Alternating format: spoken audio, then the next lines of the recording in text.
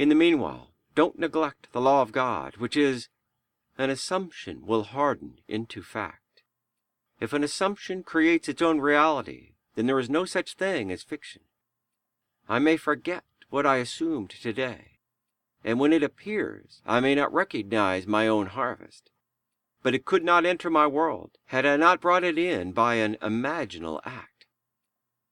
Tonight, some unknown author is writing a story in order to pay the rent.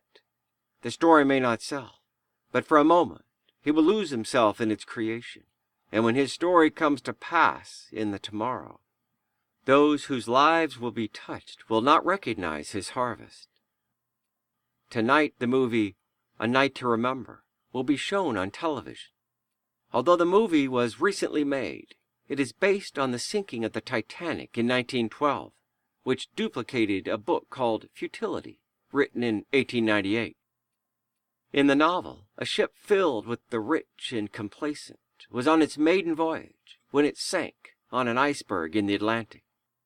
14 years later, the White Star Line built a duplicate of the imaginary ship described in the book, filled it with the rich and complacent, where it sank on its maiden voyage on an iceberg in the Atlantic.